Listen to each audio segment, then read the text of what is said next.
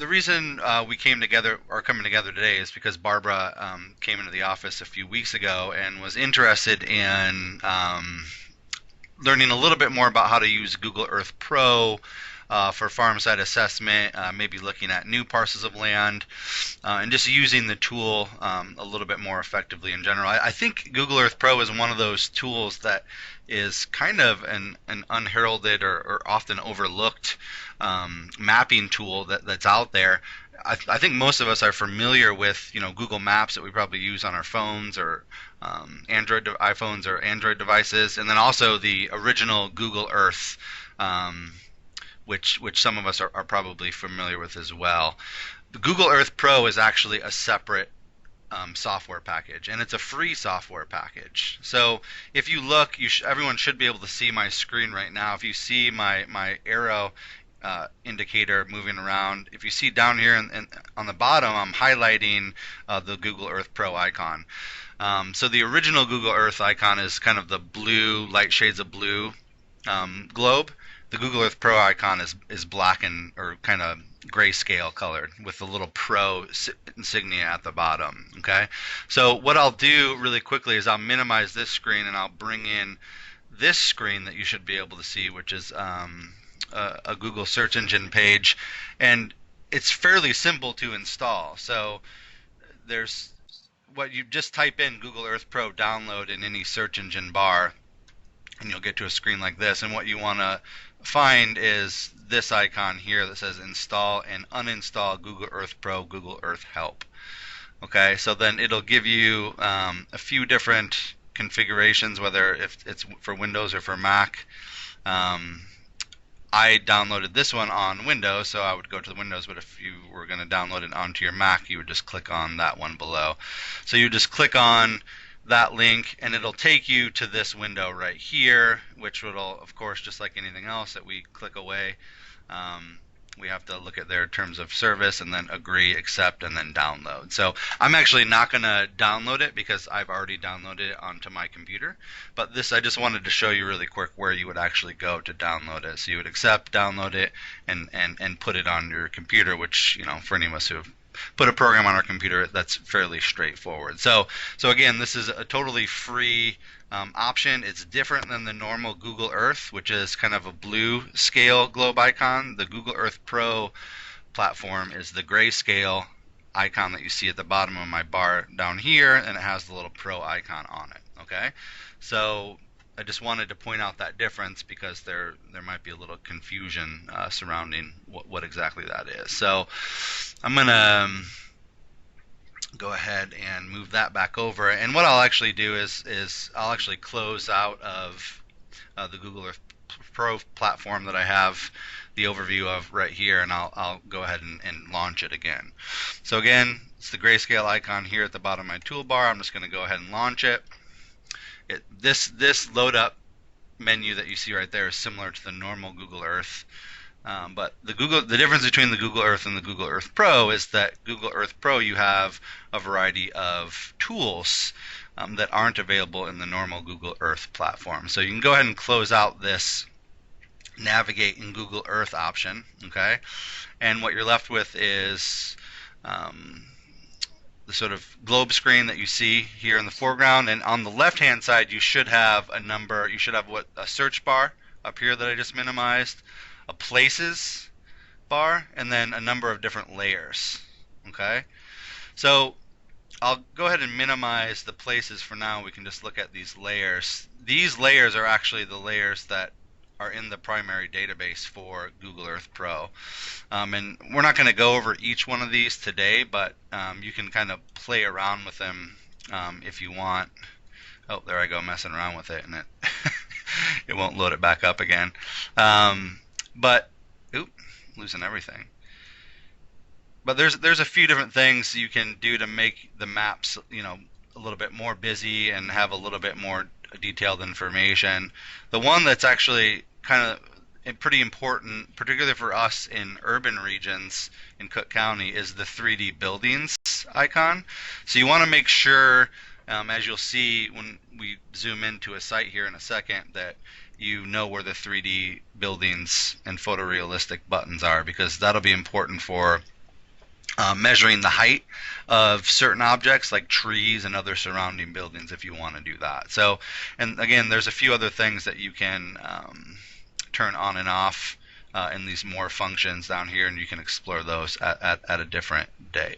But I'll actually go ahead and I'll turn off photos, and I'll turn off some of the other stuff, because if you turn everything on, what ends up happening is you end up having a very, very busy screen, and sometimes that can get a little confusing. And as you're going to see here in a second, you can actually download a number of different files. I believe they're called KSL files, and I'll show you an example of that here in a second, where you can add layers into Google Earth Pro that performs a variety of different functions. Okay, so what I'm going to do today as an example is just I'm going to zoom into the South Cook Urban Ag Research and Demonstration site that some of you are familiar with, that Sarah and I are building out and manage down here in South Cook County, just to kind of use this site as an example of how you might use Google Earth Pro for your site or looking at other sites that you're interested in. Okay, so the nice thing about Google Earth Pro is that you can do one of two things. If you know where your site is, you can go ahead and just zoom in, like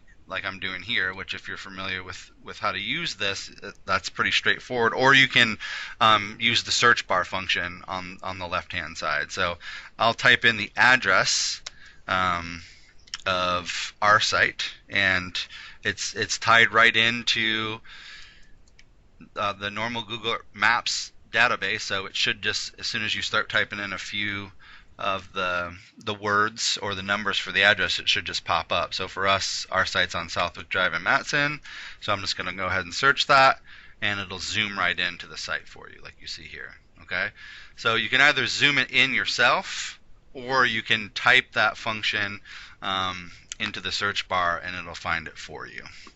And typically, it does save it. I think there is a history option on here. Yep, there is, and it should, you know, hold on to the history of addresses that you visited, just like normal Google Maps. Okay, so let me go ahead and open up the Places layer function here really quick, and I'm gonna just undo some of these really quick, because I want to show you where I got these from first.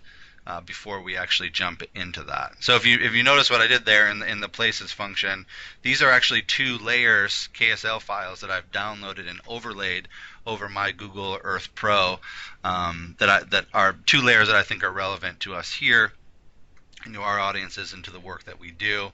One of them being the Soil Web Survey overlay, which is another online tool you can use. I'll show you that separately when we finish this. And I also have the Fish and Wildlife Service. The U.S. Fish and Wildlife Service actually has a wetlands and riparian overlay database that you can overlay on this. That'll show you different areas that are actually protected wildlife areas or protected wetland areas, which that in Cook County, believe it or not, that actually could come into play. So you want to make sure if you're looking at a site, it isn't a protected wildlife sanctuary or a wetland, which in the case down here in South Cook, there actually is a couple protected wetland areas, most notably behind the Menards area here on South Cicero. So when I was looking at the Squatter site, the South Cook Urban Ag Research site, wanted to make sure that this site actually wasn't a protected wetland either. So we'll get back to that in a second. Okay, so I'll go ahead and zoom in on the address, and what you can see happening here is, because I have it in 3D mode, as I use my mouse and the scroll, the middle scroll tool on my mouse, it actually begins to utilize 3D mode, and as I scroll in, it actually is showing the 3D realistic model of the site. So this is the Matson Area Center. This is part of Prairie State College. This is their continuing ed site, and this is the half-acre site to the west of that building that U of I Extension is managing for the new Urban Ag Research site. So what I'll do is, really quickly before we get into this, let me actually bring back up the layers you can see here over on the left hand side, and I'll just show you the difference between the 3D layer and the regular layer. So I'm going to go ahead and unclick the 3D buildings layer, and you'll see this image will actually change. Okay, so when it did that, it it just turned it into a normal 2D Google Earth or Google Maps image of the site. Okay, so not all areas actually have the 3D and photorealistic layers for Google Earth Pro. So, for instance, if you're out in a rural area, um, or just in a city that doesn't have this functionality in this database, you can only look at it in this 2D model. But because Cook County is well mapped, it actually has the 3D and photorealistic models integrated. Okay, so this is what it looks like 3D, and one more time, that's what it looks like without. Okay, so it's pretty similar, but there's one notable difference, which we'll go ahead and get into right away. So the nice thing about the 3D layer in Google Earth Pro is you can actually measure with this hand cursor that you see here on the screen. You can actually measure the height of different objects surrounding a site, which for those of us working in urban spaces, particularly if we're looking at shading from buildings or shading from trees, this is actually a really important tool to utilize right away if you're looking at a new site that you're going to be utilizing for urban ag. So the way that you do this, it's pretty straightforward. So you see me zooming in and out. I'm using, again, the little roll function on my mouse. You might have a slightly different mouse. As you zoom in on 3D, it kind of flattens out. One thing you can do is actually, if you hold down the shift function or the shift button, that little white icon will appear, and what you can do is just click on the map with your mouse and just rotate it around like you see here. Okay, so if you want to, as you're zooming in, if you don't want it to kind of flatten out like that, you can just zoom in, hit the shift bar, and then just move the map around if you want to look at it in a 2D kind of format like this in the 3D with the 3D layer on top of it. But what I'll do is I will go back into kind of a 3D. I'm holding shift right now and I'm scrolling down with my mouse, just kind of trying to look at the site. And if you hold shift, you can kind of scroll around the whole site and get a feel for the layout, what it looks like, and if there's any major topographic differences, you can actually even kind of see the subtle changes here on this particular layer. Okay, so let's say, for instance, you were interested in this site right here. Oops. And if you actually scroll in too much, what I just did right there is it takes you right into ground view, and the way you get out of that is you just, in the top right hand corner, you hit exit ground level view, and that'll take you right back if that happens to you. So if you zoom in too much with the 3D layer on, that's what will happen. Okay, so let's get to how you use the 3D layer to measure the heights of objects. Okay, you have to actually do a little bit of math, but it's pretty straightforward. So what you do is it's really easy. You use the little hand cursor that you see right here, and if you look down here in the bottom right hand corner where it says Google Earth, right below that you'll see the latitude and longitude coordinates, and then right next to that it'll say elevation. And you can see as I move the cursor, the elevation changes. So most of the site... Zach, I'm not seeing that. It's kind of blocked by the Skype icons for me and you. Okay. So if you can't see it, you may have to manipulate your screen a little bit, widen it out. But if not, just trust me that it's actually there, down in the bottom right-hand corner. You'll see there's coordinates, and then it'll say elevation, and then it'll say eye altitude. But the elevation is what you're really wanting to pay attention to. So I'll just describe it for you if you can't actually see it.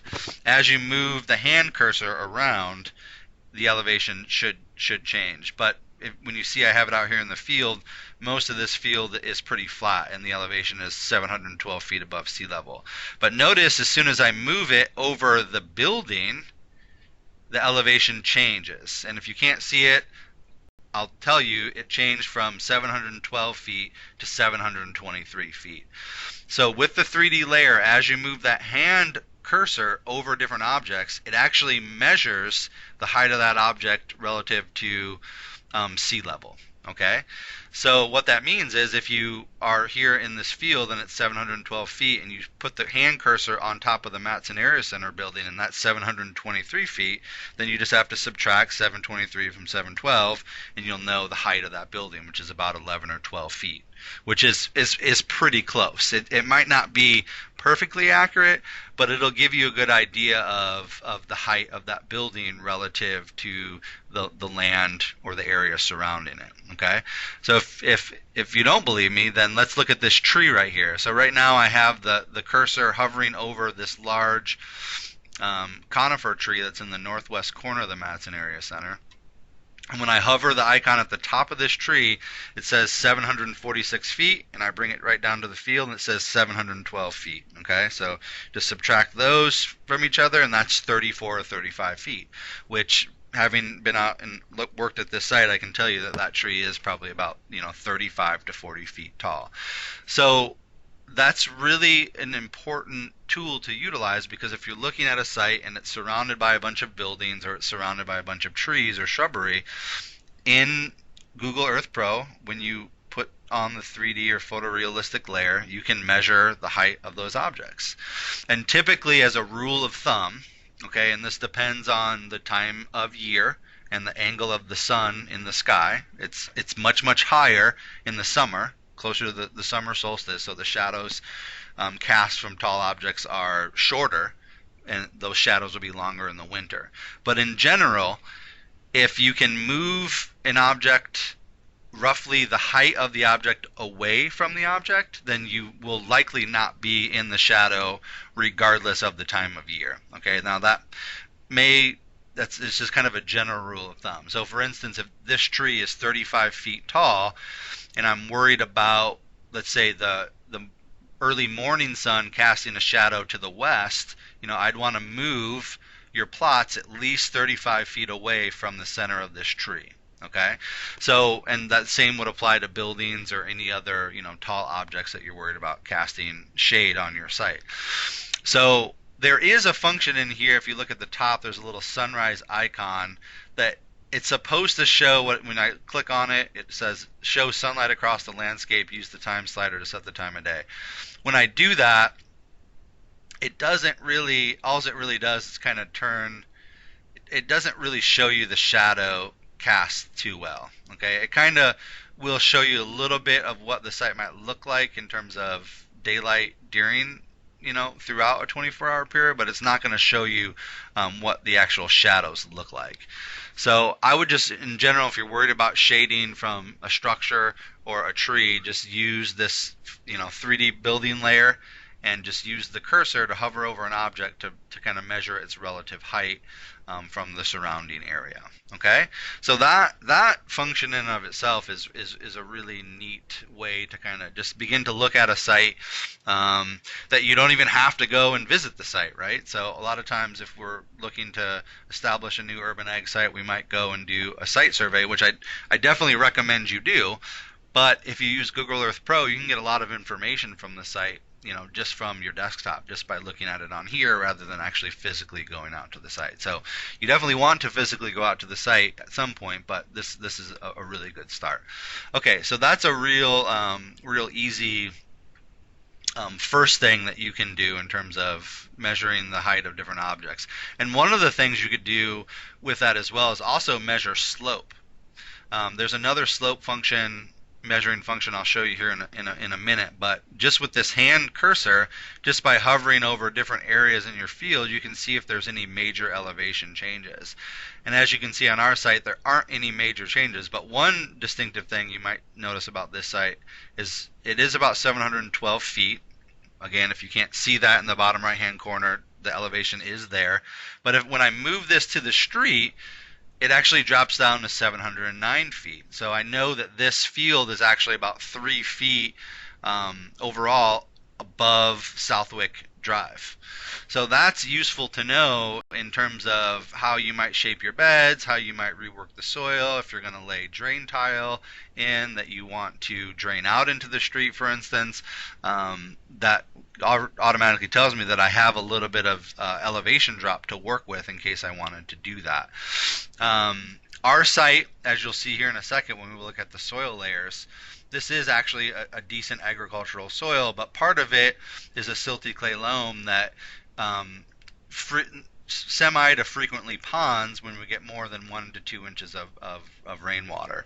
So knowing that immediately, I was looking for different areas on the site in terms of elevation change to see if I could drain the site with drain tile. And what we decided to do was, rather than put tile out into the street and drain that way, we actually decided to put a series of dry wells on the site and drain a little bit of the site where we have some frequent ponding into the dry well. And I made most of that determination by looking at and kind of analyzing Google Earth Pro, as well as going out to the site itself. Okay, so let's look at, if are there any questions about that before I move on to anything else. That's a pretty straightforward, easy way to start, is with this 3D layer function and kind of just measuring the heights of objects to analyze the site. Any questions about that? Awesome. So there are some other really cool tools in Google Earth Pro, and most of them you can find them by using the drop-down menu at the top, just like in any other piece of software. But there are these graphic icons here at the very top of the map that are really useful. And the one that I probably use the most, and what I would encourage you to use the most, is the ruler function, or show ruler function. You can see I have that highlighted right now. So when you click on show ruler function, what happens is you get this little box that pops up here, and you can take your cursor and move it around so it's out of the way. But this has a number of other layers within it that you can actually utilize. Okay, so what I'm going to do right now is, because I actually have a couple those red polygons that you see on here, I actually put those on here, preloaded those, and I'm going to turn those off really quick. Okay, so this is a really neat feature, and we'll just start off with the line function. So right now, this first line function, when you have it highlighted and you come down to the map, it'll show you this little crosshairs icon, and it's pretty straightforward. You just click once, and you can click anywhere else you want, and it'll draw a perfect line, or not a perfect line, but somewhat of a straight line. And if you notice, the map length and ground length changes, and what it's doing is actually measuring the linear feet. So I just clicked the 2 points, and so that created a 75-foot line. And if you want to redo it, you just hit clear. Okay, so this is just a basic line function to where, if you wanted to say, okay, this tree right here is 35 feet, I want to measure out 35 feet so I know where to start my plots, which is right about there. Okay, so what you could do now, if you want to keep that line there for reference, you can go ahead and hit save, and what it'll do is it'll save a red line. Okay, and you can and it says Google Earth new path, and you can just rename it reference line if you want, something like that, and hit OK, and it'll save it right there. So you notice I turned those polygons off earlier, and what this does is it saves it in the places toolbar here on the left hand side. So I'll make this a little bit bigger. So it saves it in what they call temporary places. Yeah, I think it's temporary places now because I haven't logged out of Google Earth Pro. When I exit out, it'll ask me to save it, and it'll actually be a permanently saved place. So you can see right here, reference line.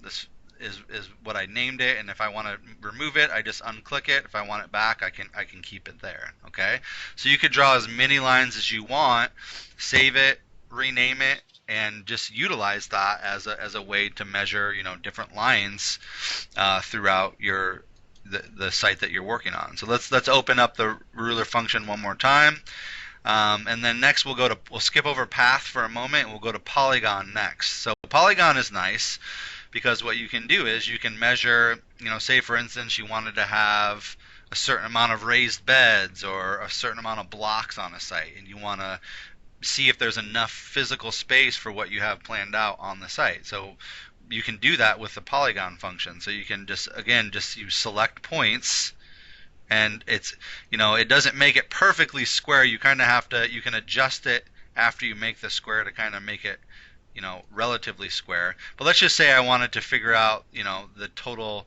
square footage of this site that I would have to potentially work with. Okay, so you could just create that 4-point polygon and roughly create a square for the full site. And you can see here the area is 36,000 square feet. You can change the unit of measure into acres, right? Because that's approaching acres. So I know that this site is slightly under 1 acre. Since it's so small, I prefer to look at it in square footage. And if you know that 43,560 is an acre, then you can kind of get an idea for how close you are to that site. Okay, so I could save this if I wanted to, right, and name it. But I'm just going to go ahead and cancel out and not save that. But as you saw earlier, I actually have some blocks that I already had saved. Okay, and you'll see where this comes into play in a little bit when I show you how to do an image overlay. But I already have a few quadrants laid out. These are actually raised beds right here. Now you can zoom in a little bit more and see them. So you could create, you can probably even copy and paste these, I think, or maybe you can't copy and paste these. But you could create a bunch of individual polygons to kind of see, if a certain number of raised beds are going to fit or a certain amount of blocks. Okay, so that's a really neat tool as well.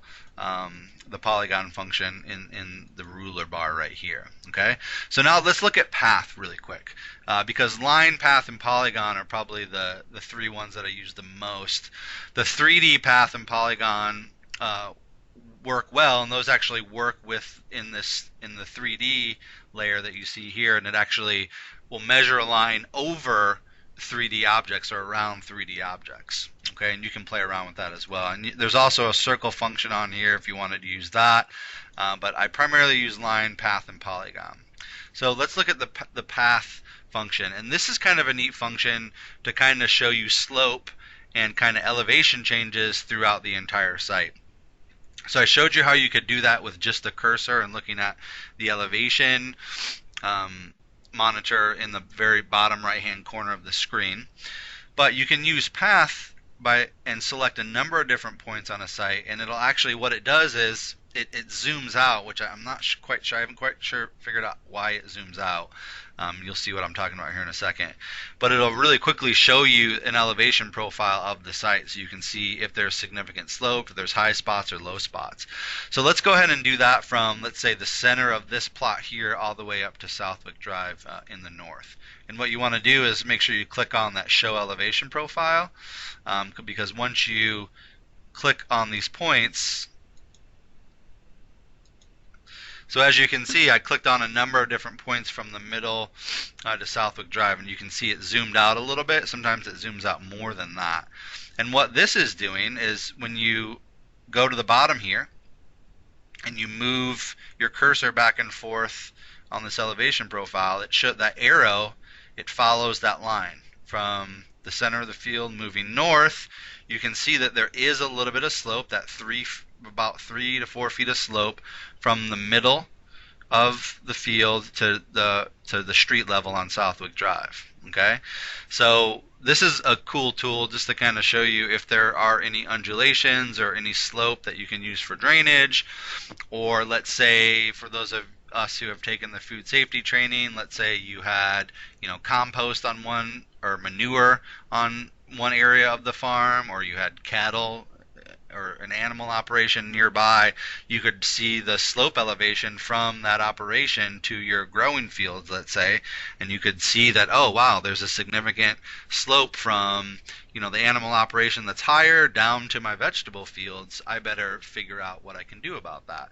Or if you're planning on putting a compost operation somewhere or putting animals somewhere, you could figure out maybe where the low spots are, and you could kind of use this to figure out where the low spots are and put your vegetable fields a little bit higher. Okay, so that's just an example of something you could do with site assessment with this particular tool. So that's the path tool, and when I unclick show elevation profile, it just takes that elevation profile away. But if you want to see it, you bring it back, and here's that zoom function I'm talking about. For some reason, it likes to zoom out pretty significantly once you, oops, didn't mean to do that. I'll have to go ahead and clear that again. But you get the idea. You can, put a number of different spots, anywhere in any pattern that you want, and it'll kind of show you the elevation profile there on the bottom. Okay, and you can even save that if you want and add that as a layer, and select that and unselect that over here in the Places menu on the left-hand toolbar. Any questions about that?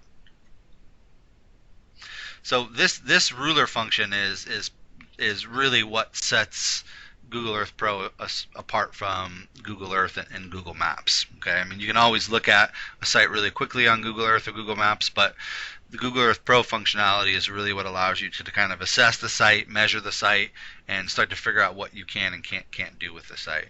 So you know what? I'm going to really quickly just create an elevation profile there. I'll just save it as path measure, just to have it as another reference point.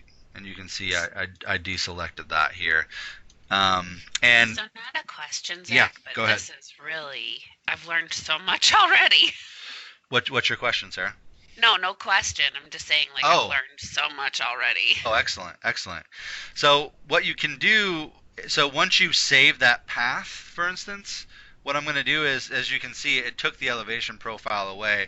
What you can do is go ahead over in your Places bar on the left-hand side and right-click on that and show elevation profile, and it'll bring you back to that elevation profile again.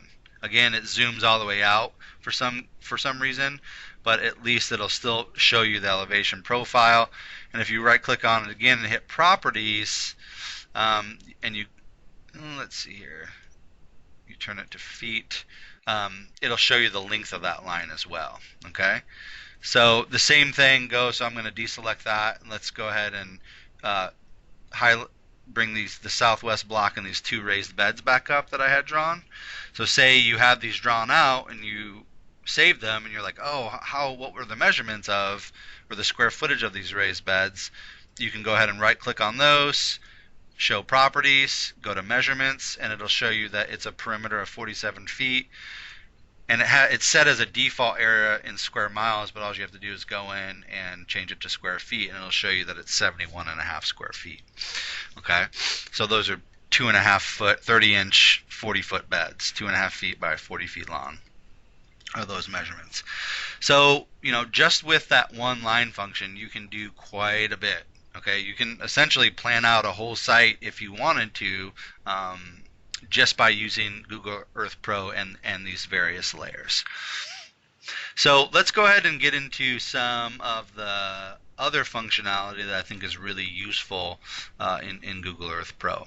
And one of them is actually this Show Historical Imagery function up here. And if you can see my cursor, I came back up here to the icon buttons at the very top. And if you hover over the clock with the green arrow moving counterclockwise, it says Show Historical Imagery. Use the time slider to move between acquisition dates. So what this does is actually show you historical satellite images of the site, dating back to however far they actually have that data in the system. So one of the unfortunate things about this, though, is that you can't use it in 3D or with the photorealistic layer on it. You have to deselect in layers. You have to deselect the 3D buildings layer, and so you're back in the 2D layer, right? Which everything else is the same. I'll go ahead and I'll keep those the southwest block and the two raised bed images on there just to show you why this could be pretty powerful. And now I can go up and click on historical images. So when you click on that bar, what it shows you is dating back all the way to 1993. There's actually satellite imagery of the site dating back that far, all the way up to 2018. So you can go ahead and just scroll, click on the arrow and scroll all the way back, or you can use the little arrow buttons and it sequentially takes you back in time, and it shows you the month and the year that the satellite image was taken. Okay, so as you can see, as I'm flipping through here, some of the images are high resolution and some of them are poor or low resolution. But the cool thing about this, especially if you have your, your growing areas, let's say, highlighted, you can see what was, overlaying the area that you're wanting to grow in, dating back however far the images they have stored in the database. So this is, I think, really useful for urban ag sites, especially when we are talking about heavy metal contamination or site history. So there are public records that you can find, but that takes quite a bit of legwork to find out what was on a site over a number of different years. But if you use the historical imagery of your site, you might be able to figure out what was on that site dating back, in this case, back to 1993, which is 25 years ago. So I have a 25-year satellite image history of the site. Again, the 1993 image isn't that useful, right? Because it's a pretty blurry image. I'll zoom out a little bit more. It looks like in this case, the Walmart and Sam's Club was still there. If you scroll over to the right, you can see this is actually Lincoln Mall. Lincoln Mall was thriving, which it no longer is. So it's just kind of a cool little function that you can utilize to kind of help show you a site.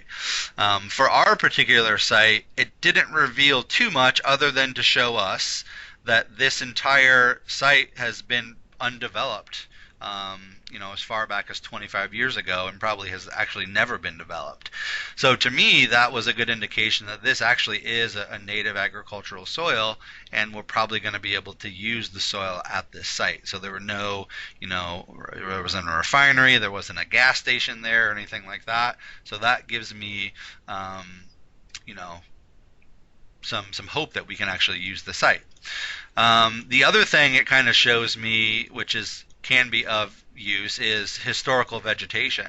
So you can see when we get to the 2018 image that the site is cleared out, but you can see over the past 13, 14 years, the site's gone through various stages of vegetation management. So this 2007 image, you can see that much of this entire 4 acres that Prairie State owns was really overgrown, and there's actually, from going to the site, I figured this out. There's a lot of buckthorn and some invasive plants that are on the site that you'd want to remove. So even as soon as 2008, the site wasn't cleared. 2010, it wasn't cleared. You can see there's a number of different shrubs and trees on the site. 2012, 2013. But then when we get to 2015, you can see that they actually removed a lot of the shrubbery, and they actually began to mow the site down. So, I can see, as far back as almost 5 years ago, the site's been mowed. Some of the buckthorn's been removed. So that might give me some indication about how I might manage the site, or how I might go about, utilizing the site in the first few years. So here, in 2016, you can see the site's even more clear. They removed some stumps, it looked like. But the other thing you can actually see from this imagery, as I mentioned earlier, ponding and drainage. Because I've seen the site and I've been paying attention to it for the past couple of years, I know that right down in here, so if you look from the northwest down to the southeast, there actually is this low spot in here that actually ponds quite frequently after heavy rainstorms or snowmelt. And you can begin to see here, there's some areas of dead grass that actually probably indicate frequent ponding. Okay, so from these images, and this 2017 image, for instance, from last April or 2 Aprils ago, you can see it. If you zoom in here, you can see this kind of dark area. These are areas that are frequent ponding. So when you go to start laying your site out, what I did is I realized, we're probably not going to, at least in the first couple of years, utilize the full acre. We're not going to be able to drain it, but maybe I want to start and establish the demonstration site in an area that's a little bit higher, that drains a little bit better. So as you can see, I've mapped out a couple of the areas, a couple of the raised beds. This is where the high tunnel is, and I've removed this away from that area of ponding on the left. So you can begin to lay out your site when you observe things like this.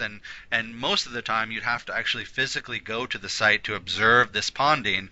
But if you pay careful attention and you look for clues like this, you can see by looking at the historic satellite imagery, if there was any historic ponding or rainwater that's actually sitting on the site. So, that was something that I knew about the site, and this is we're back to the most current image right here. But again, it's just another function that you can utilize here on Google Earth Pro. So I definitely recommend doing that. Again, you can only do it in the 2D image. When I click on the 3D image here, the layer, it just doesn't show it. Okay, so you can't do it in 3D mode, even if you have the layer clicked on. Okay, so historical imagery is another good one, and then I think one of the final ones I'll show you before we get into some of these other layers is actually overlaying images onto Google Earth Pro. So one of the things I did was I actually have here, and I just showed you the image. This is actually a graphical sketch of some of the bed layout. This is an older version of it, a hand-drawn graph sketch with each one of those squares equaling 2.5 feet. So I have it scaled, drawn for this particular site. And what you can do is you can, we'll go back to 3D imagery. And what I did was I actually overlaid this and kind of messed around with the image so it was approximately to scale. In fact, I know that these beds are 40 feet long, and I drew a 40-foot line on here, and I increase and decrease this graph scale drawing to that size. And you can even see I have the concrete pad that you can see here in the image. It's not exact, but at least I have this overlay, and it kind of shows the drawing. I can overlay it on the site to see how my site drawing is going to fit onto Google Earth Pro and if it's going to work. And what I also did with that, as you can probably figure out, is let's take it out of 3D, because 3D actually kind of distorts that image a little bit. I used this graph scale overlay as a template for drawing my raised beds. So this is that southwest quadrant right here, and these are 2 of the raised beds. And all I did was I came in with the polygon, and I just drew a polygon overlaying the site. Okay, so this is a way you could translate your hand-drawn overlay into actual beds on the site. Okay, so I'll just go ahead and save that as another polygon, and I could remove the image and the polygon remains. Okay, so it's just kind of another interesting thing you can do. You can, upload an image, and in this case, this is how I did this. Is I actually drew this on graph paper, and I use an app on my phone. It's an Adobe Suite product called Adobe Scan. But you have to have access to Adobe Suite, which we do for work. But there are other scanning apps on your phone that you can use to take a picture of something you draw or a document you write, and you can just save it as a PDF file, or you can even save it as an image. And that's what I did in this case. And the way that you overlay the image onto the site is up here in the icon function. It says Add Image Overlay. There's the pin, polygon, path, and then image overlay. So all you do is you can create a new name for it, and you just go into the browse function. Okay, and in this case I have that image on my desktop, so I just go down to desktop, and it was site 2. So I converted that PDF image into a JPEG file, and I just opened it up, and you can see here it's really big, and you have to leave this overlay box right here open. But what you can do is it has these green icons on it, and you can just kind of, if you touch in the crosshairs in the middle, you can move that around. There's this little square diamond at the bottom you can use to move that around. You can kind of reduce it that way. So you can take an image, overlay it on the site, and kind of play around with it that way as well. Okay, so that's actually image overlay, and you can save it however you want. You can title it whatever you want. I'm not going to save this image because I already saved it once, but I just wanted to show you how you could do that. You can also mess with the transparency too. So in this case I completely made it clear, or you can make it opaque, or you can make it kind of some degree in between, so you can kind of move it around your site. If you have a site drawing or something like that, you can move around on the site. I really came across this just by playing around with Google Earth Pro. If you've ever used SketchUp, which is there's a free version of it, but there's also paid versions of SketchUp. SketchUp is really more of an architect and landscape designer's tool, where there's lots of 3D functionality, different objects. It's very complicated. It's a very cool piece of software, but it's not a beginner's piece of software. And I was looking for something, where I could take hand-drawn to-scale images and just import it into, a Google Earth image and kind of play around with it that way. And you can spend a lot of time in SketchUp making these really beautiful diagrams of a site, but you can also just spend just a few minutes in Google Earth Pro with a hand-drawn version of it and kind of achieve some of the same functionality, just to kind of see how your vision for the site is going to play out in real time. Okay, so I just wanted to show you a few of those functions before I get into some of these other layers. Okay, so are there any questions about that before I move into these layers? It really just takes you kind of playing around with it a little bit, with the ruler function, with the image overlay, just to kind of mess around with this to kind of make it work for you. It's not overly complex, but you just need to spend a little bit of time with it. And there are a few other functions up here at the top I didn't mention. You can email this, you can print this out, you can save an image, which actually might be useful. So let's say, for instance, you're putting together a food safety plan, or an SOP for your employees. You could draw that out, or a map or something like that out for your employees on this. Save the image up here, right? You can title it, write a description of it, save the image, and print that out as a color map or color image that you could use as an SOP for your operation or your food safety plan. Okay, and you can also view it in Google Maps too. So I'm not going to do that right now, but you can actually take this and import this into the normal Google Maps function as well. Just for fun, you can also click on this planet icon, and it gives you sky, Mars, and moon. You can actually go to Google Earth Pro for sky, Mars, and moon.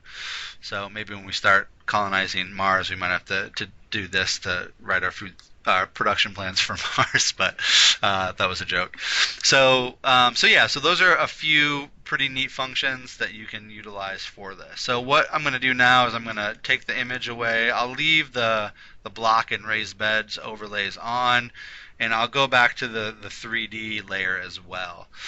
So there's a couple other neat functions that you can integrate with Google Earth Pro, and one of those is importing what I think they're called KSL or KSLL files, and I'll show you an example of one here in a second. I already have them downloaded, so I'll just go ahead and click on those layers, and I'll show you what they are.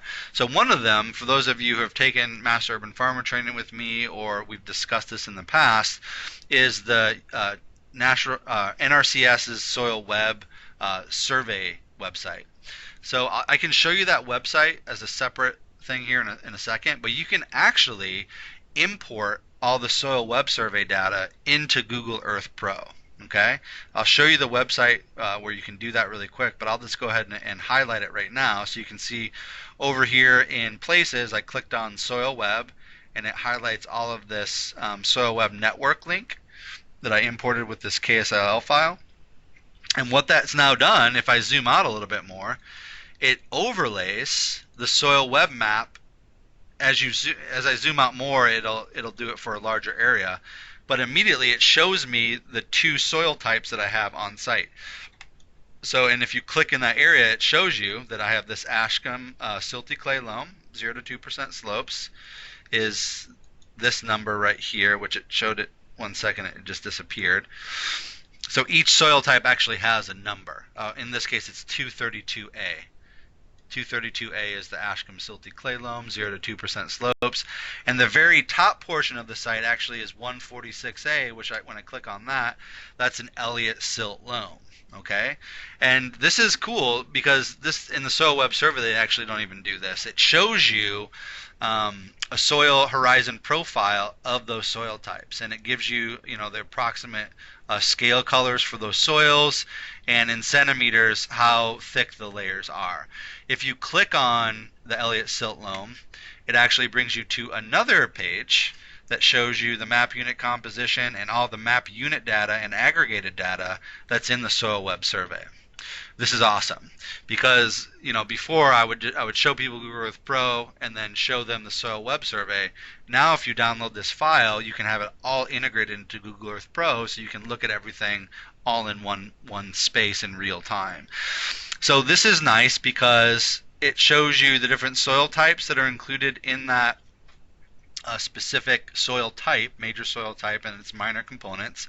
But it also gives you some other cool information here too, like farmland class, which immediately when you look at farmland class, it shows you if it's prime farmland or a true native ag soil or not.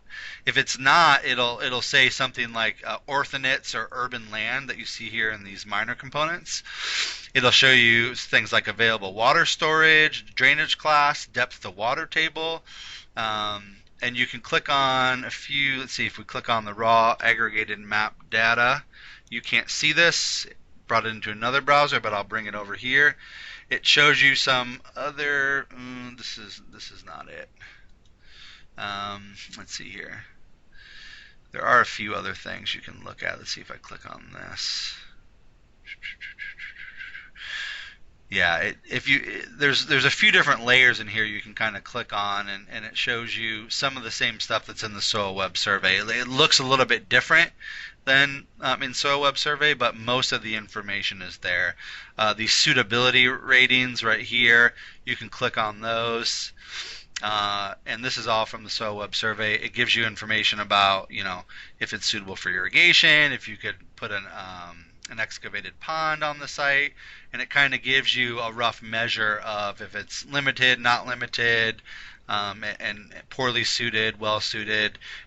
Different information, different layers are included in that. So it's a really neat thing to be able to layer this into Google Earth Pro rather than going to the soil web survey separately and looking at it. You can analyze it and look at it all in one place. Okay, so I'll show you how and where I got this from, more importantly, and how you actually integrate this into your Google Earth Pro platform when you download it. So I'll bring this screen over, so you should be able to see this web page right here. So this it's actually called the KML file is what it's called. So if you're looking for other layers, so there might be some other layers you could find, you're looking for Google Earth KML files, and these are the files that will import into your Google Earth Pro and remain there as a layer that you can highlight or unhighlight. So this comes from the University of California, Davis, California Soil Resource Lab. So let's see, we'll go back one layer. So all I did was I typed in Google Earth Pro soil layers. That. And the second thing that comes up is this California Soil Resource Labs Soil Web Apps. Click on that website, okay? And they actually have a few other apps that you can look at, like the Soil Properties app, for instance. You click on it and it takes you right to the app. It's not a layer in Google Earth, it's just this separate map you can look at. But if you look at Soil Web Earth, what you do is you click on this KML file, okay? So you already have Google Earth Pro downloaded. All you have to do is click on this KML file, and it'll download the KML file for you. Oh, nope, take that back. You don't click on KML file. You click on the Soil Web Earth link up here at the top, and it downloads the KML or KMZ file, whatever that type of file is. It downloads it here, and you can see I use Chrome, so if you use if you use Firefox or something else, it might download it in a separate area. But just look in your download web folder and you should be able to find it. And all you would do is in this case, you could just open the file, and if you have Google Earth Pro open, it'll automatically open up for you. So because I already had it downloaded, it looks like it just downloaded it again. Here, we'll go ahead and, oh no, I think it downloaded it twice actually. So I'll go ahead and minimize this. I'll delete this one. So it removed all of it, but when I just clicked on that file that time, okay, do it one more time for you. So Web Earth, click on it, the KMZ file comes up down here. Once it's downloaded, you just open the file, and you can see here it just opens it in your places bar on the left hand side. So I'll delete one of them again. Okay, so it says soil web, and you can just hit that drop down bar and it shows you all the different functions that you have in it. Okay, so I'll go ahead and unhighlight it, and you can see all those lines go away. But as soon as I highlight it again, all the lines come up, and you have all your soil types here overlaid on your Google Earth Pro image. So again, on our site we have this 232A and 146A. You know, for your site, you know, depending when you're in an urban area, this is nice to have this layer on, because you can just kind of scan around, and you'll quickly kind of start to identify some of the different soil types. Let's click on 805. So 805, there's a few symbols. 805 is Orthnets clay undulating, which means that it more than likely is just this thick layer of clay or anthropogenic fill that was put there. So it's not actually like a native soil. And then there's other soil types. Let's see if we can find one here.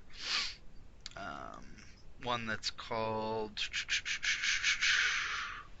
let's click on this, urban land. So it would say orthents, clayey, or urban land. If you find those soil types, those are what are more prototypical of an urban area. So 805B is the orthents. I don't know what the coding is for urban land, but if you're looking at your site and you have this layer on, you just have to click in the area to tell you, you know, what the soil type is. Okay, so you know, this is South Cook, Matson. You know, this is, you know, suburban, para-urban, sort of ex-urban area. It's not dense urban, but as you can see, when you scroll around here, there's actually, you know, let's say for instance we go over to this area where it looks like there's a school or something. It might take a second for it to refresh. You know, in this open field, I can click on this 298A. This is a beach or silt loam, so this actually is a significant ag soil. So this is I think, you know, I'm not saying that you're gonna find in urban areas, you're gonna find these amazing soils in urban areas, but you know, you might get lucky. And if you have this overlay integrated into your Google Earth Pro and you're kind of looking at an area, you know, you can kind of get a feel for if the site has some native ag soils that are a remnant, or the site is, you know, clayey or these urban fill areas, and that you're likely not going to be able to use the soil, whether it's contaminated or just the physical soil properties aren't going to be, you know, something that you can use, or at least would take a long time to get into a workable state. Okay, so I think this is another really interesting layer that I am just going to permanently have integrated into my Google Earth. So every time, you know, if someone sends me a request for assistance and they want me to take a look at a site, the very first thing I'm going to do is come into Google Earth Pro, click on this layer, type in the address, and see what they're looking at in terms of, is there an egg soil there? Is there not? What are some of the other you know, site assessment things you can actually do. So the final layer that I'm going to show you is the very first layer that I found that I put on here, and it's from the Fish and Wildlife Service. So they have this Fish and Wildlife Service wetlands and riparian areas. So I'll go ahead and click on that. And there's a few things you have to do. It created this mess here. It took me a couple tries to figure it out, but there's a few things you have to turn off. If you turn off this wetlands overview, and if you turn off this riparian status, it should at some point become less busy. Let's see here. It takes me a second to get this going. But what this will do as soon as it starts working for me, right? Oop, didn't mean to do that. Is it'll actually give you an overlay of different wetland and wildlife conservation areas. So So just give me one more second to figure this out. So that's the problem with some of these overlays, that the soil web one works really well, but this wetland data one for some reason does not work well, because not the entire state of Illinois is a wetland, which is what you would think if you saw this. But oh, there we go. You have to turn off this Google Earth image layer. Okay. So as you can see, the more layers that you add to a site, the busier it becomes. But the more information you can actually get from your site. So let's go back to our site. And as you can see here, there isn't anything that's highlighted that is a significant note. I did mention down here there is a wetland, off to this sort of light green area, this light green area, this light green area over here. This is actually a pond, a drainage pond. So it actually kind of shows you some of these, and there's actually a legend you can. You're supposed to be able to highlight a legend, but what you do is you actually click on this link for more information, and there actually should be a code on here, which it's not working properly. It'll give you a code for the type of, oh, there we go. So this one right here, PEM1C, and you can actually go in and click on, there's a link in here that takes you to the NRCS website or the U.S. Fish and Wildlife Service website, and it'll give you the information about what PEM1C wetland or riparian type areas are, so you can gain more information about it. So in this case, there is no wetland or riparian area running through the site, so that's a good thing. The reason why this layer might be important is because if it's a protected wildlife area or it's an identified wetland area, you might actually there might be some additional steps to go through before you could actually use that site for food production. Or if you're wanting to participate in an NRCS program like the EQUIP program or some of their other conservation resource programs, they would have this information, and they would look at your site to see, are there any wetlands or anything, on your site that you'd want to manage or they would want to know about. So this layer actually kind of helps you with that a little bit. But for me, I just wanted to make sure that there wasn't an identified wetland in this area, because I knew there was a couple nearby, particularly to the southeast and south of the site. I just wanted to make sure that this wasn't an identified wetland area. So that was just another layer that I actually put over my Google Earth Pro overlay. So with that, I'm trying to think if there's anything else major that I wanted to show you.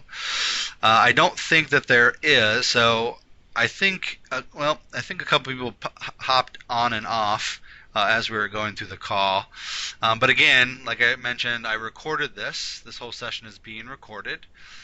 So I will edit it a little bit, and I'll put it up on our Local Food Small Farm YouTube channel at some point here soon, so you can go back and reference this at any time and kind of find the spots where there might have been some confusion and go back and reference that.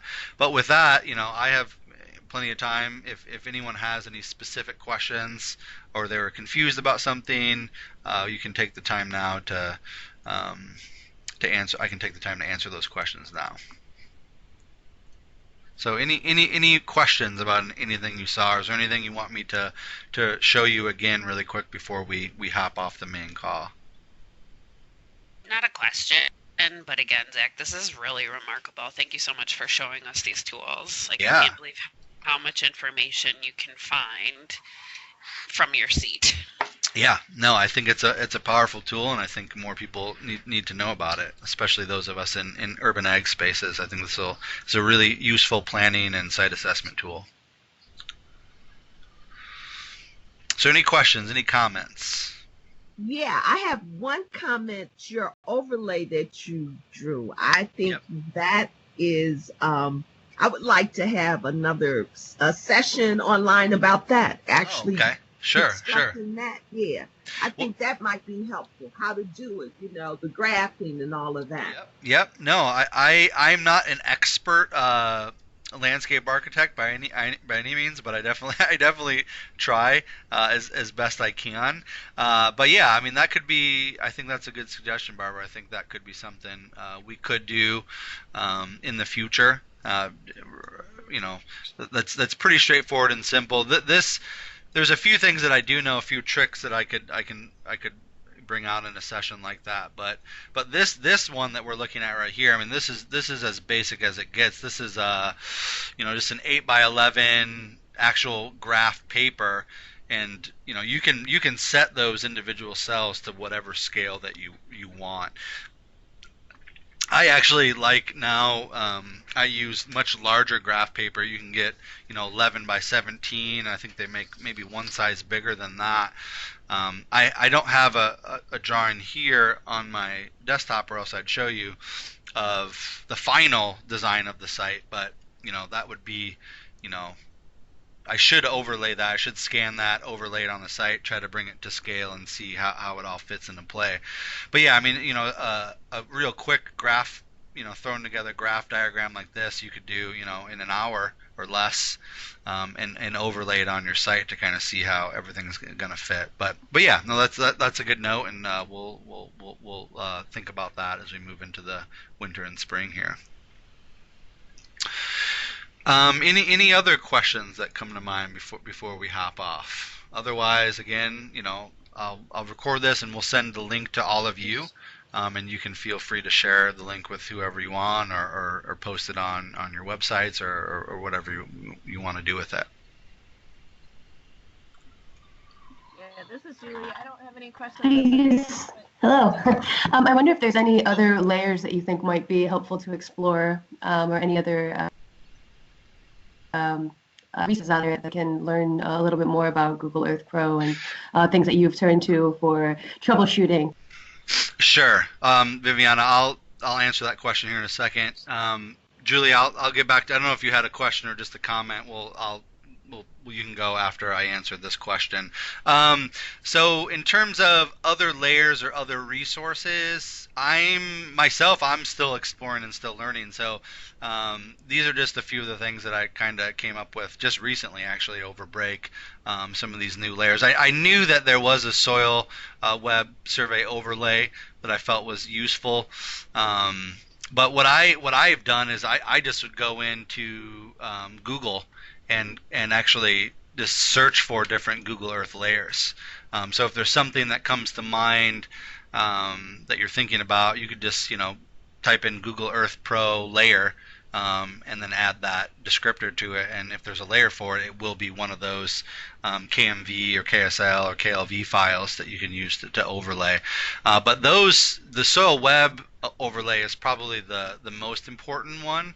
The Fish and Wildlife Service one is just another one that I knew I wanted to find something with a wetland overlay, but there's nothing that comes to mind right off the top. But as if I find anything else, any other public records that might be of use, then yeah, I would definitely highlight that. There used to be in the layer database, they took it away, but there was, and I'm sure there's a way it can be done, but I don't know off the top of my head.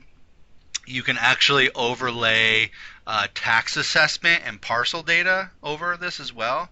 So that's another thing that I think actually would be useful, because if you're looking at, you know, a parcel or a number of parcels, if you have that assessment over the tax assessment overlay or that parcel overlay over the top of it, you can see, you know, like for instance, if we're looking at this site, you know, I might not know that Prairie State owned all, you know, this whole 4 acres, but if I had that parcel overlay on it here, I would have the tax assessment, tax ID number, and know that it actually is all owned by one person. So that actually is another layer that I would recommend finding. They used to have it in here. So over here on the left hand side, there used to be a layer in here that you could find that had actual tax assessment, tax body. It was called something like that. And I think they took it away, and I don't know why they took it away, but there probably is a file you can find and search for to overlay onto this that would show you that information. Typically, I don't know, I've looked at it in Cook County a couple times, In the county that I live in Kankakee County, they actually have if you go to the county site assessment or planning office, they actually have a GIS tool that does that for you. I don't know if there's an overlay that you can download, but that might be a place you can look. So you might be able to go to the county that you're in and see if there's a Google Earth image overlay for the parcel data, because that would be another overlay that I think would be useful, particularly for those of us in urban ag space that are looking at vacant lots, or looking to purchase vacant lots, or helping someone with a problem like that. That might be another useful overlay. But in terms of troubleshooting, I've never actually reached out to Google Earth Pro, to Google, for any help. They do have the help function up here. So if you click on the help icon in the top left-hand corner, there are some tips, help resources, and things like that you can search for. So, but yeah, if I find that parcel data overlay, I will share that with you as well. But like I said, it used to be in the layer function, but they took it away for some reason, and I haven't been able to find it since. But I would guess that there is something something that can be found. Yeah, like you can see here, I'm scrolling down in the layers, global awareness. They have, there are some interesting layers that they have even in here. Like this endangered species. These are some more generalized ones. Another one that comes to mind that I was looking at, the Illinois Water Survey. They actually have a bunch of data about wells, and I don't know if there's a GIS file or one of these KMV files that you can import, because when you drill a new well, that's a public record that you have to register with the county water department, and all that information gets stored. So something like that would be of interest if you're looking at a piece of property that had a well, and maybe that the well monitoring data could be overlaid on here as well. So it's just things like that you think of if you can do like a search for it and see if there's a file you can overlay on here. That's what I would recommend doing. And it's the same way that I found the soil web link, was just by, I knew that there was a link and I just searched for it. Yeah, go ahead, Viviana. You cut out there for a second. Sorry about that. My sound's going in and out. But yeah, no, this is such an incredible amount of data that's available, and such an tool. And I just want to say thank you. Yeah, no problem. Thank you for joining in. And Julie, I don't know if you got cut off there. Did you have a comment or a question, or you were just...